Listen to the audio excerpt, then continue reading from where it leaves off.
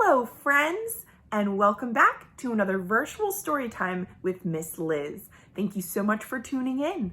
If you've looked outside today, you may have noticed it's a little rainy, it's a little gray, and very cloudy. Some might even say it's a bad day today. So, in honor of the bad weather, I chose a book that is perhaps the original book about bad days. I chose Alexander and the Terrible, Horrible, No Good, Very Bad Day by Judith Viorst with pictures by Ray Cruz. So, as we read this book, I want you all to think, what makes a bad day and what makes a good day? And do you think that sometimes a bad day can actually be a good day if we change the way we think about it? So, let's see what's going to happen in the story.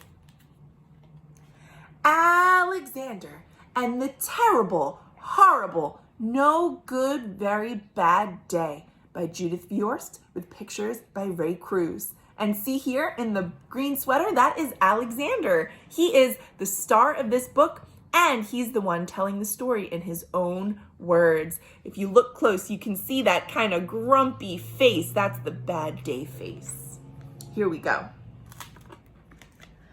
I went to sleep with gum in my mouth, and now there's gum in my hair.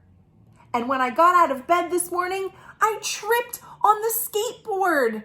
And by mistake, I dropped my sweater in the sink while the water was running. I could tell it was going to be a terrible, horrible, no good, very bad day.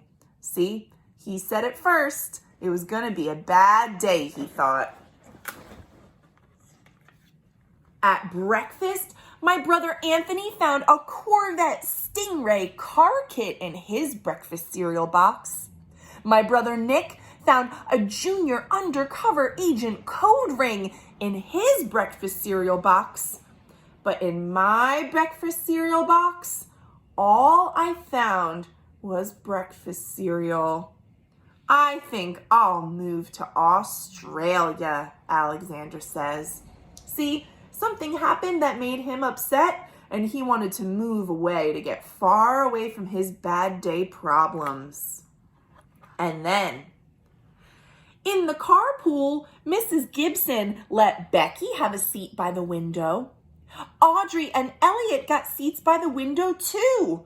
Alexander, see, he was stuck in the middle of the back seat. I said I was being scrunched. I said I was being smushed. I said if I didn't get a seat by the window, I was going to be car sick. Nobody even answered. I could tell it was going to be a terrible, horrible, no good, very bad day. Where do you think they're driving to? I know. It's time to go to school. At school, Mrs. Dickens liked Paul's picture of a sailboat better than my picture of an invisible castle. At singing time, she said I sang too loud. And at counting time, she said I left out 16. Who needs 16? I could tell it was going to be a terrible, horrible, no good, very bad day. I could tell because Paul said I wasn't his best friend anymore. He said that Philip Parker was his best friend, and that Albert Moya was his next best friend, and that I was only his third best friend. Ouch, that hurts to hear a friend say that, doesn't it? So Alexander said, Paul, I hope you sit on a tack. I hope the next time you get a double-decker strawberry ice cream cone, that the ice cream part falls off the cone part and lands in Australia. Wow, that was not very nice, but he did hear his friend say something that was a little unkind. Then There were 2 cupcakes in Philip Parker's lunch. And Albert got a Hershey bar with almonds. And Paul's mother gave him a piece of jelly roll that had little coconut sprinkles on top. Guess whose mother forgot to pack dessert? Uh-oh, looks like Alexander didn't get any dessert in his lunch. It was a terrible, horrible, no good, very bad day. And then, that's what it was, because after school, my mom took us all to the dentist, and Dr. Fields found a cavity in just me. Come back next week and I'll fill it, said Dr. Fields. Next week, I said, I'm going to Australia. Yikes. On the way downstairs, the elevator door closed on my foot. And while we were waiting for my mom to go get the car, Anthony made me fall where it was muddy. And when I started crying because of the mud, Nick said I was a crybaby. And while I was punching Nick for saying crybaby, my mom came back with the car and scolded me for being muddy and for fighting. Wow. It looks like even though Alexander is not the only one that did something wrong, he was the only one who got caught. Yikes. I'm having a terrible, horrible, no good, very bad day, I told everybody. No one even answered. Wow. Well, I think it is good that Alexander tried to tell everybody how he was feeling. Then we went to the shoe store to buy some new sneakers. Anthony chose white ones with blue stripes, and Nick chose red ones with white stripes. I chose blue ones with red stripes, but then the shoe man said we're all sold out. They made me buy plain old white ones, but they can't make me wear them.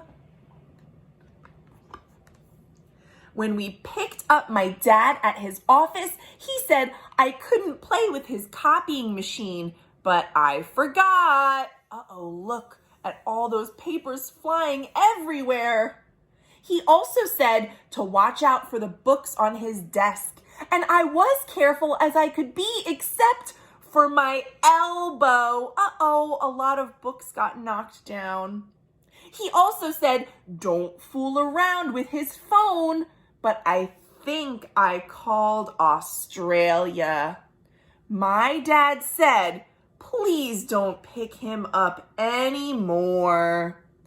It was a terrible, horrible, no good, very bad day. Wow. Well, I wanted to take a minute to say, in this picture, I think if Alexander had been a better listener, a lot of this stuff would not have happened.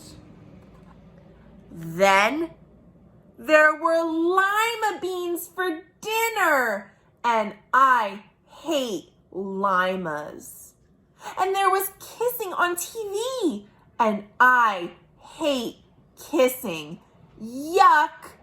Double yuck. You can see he's making his ew face. Ew, yucky. My bath was too hot, and I got soap in my eyes, and my marble went down the drain. And I had to wear my railroad train pajamas.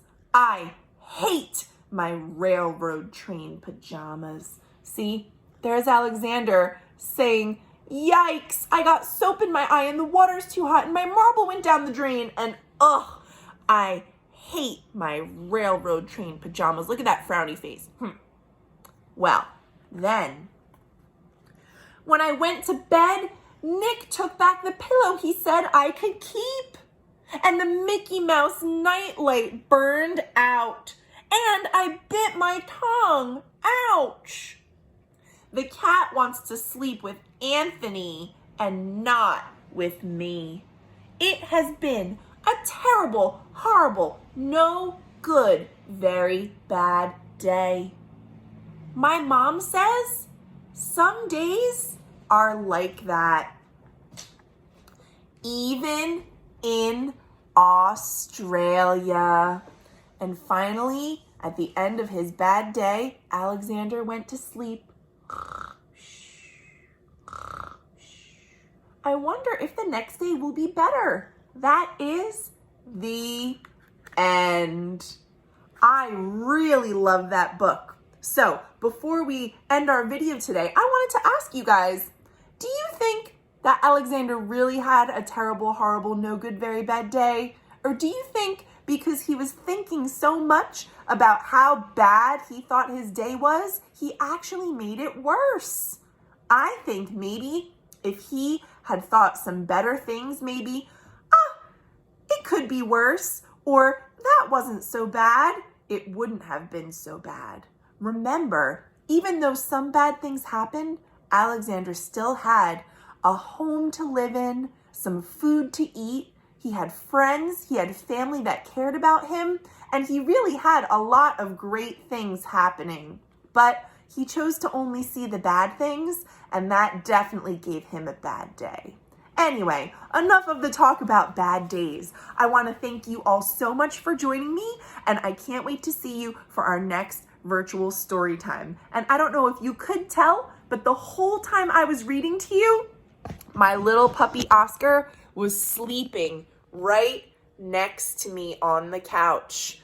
I think that he is having quite a good day indeed. What do you think, Oscar? Yes, that's his I'm having a good day face. Well, thank you so much for joining me, and I will see you tomorrow for another virtual story time. Thanks for reading.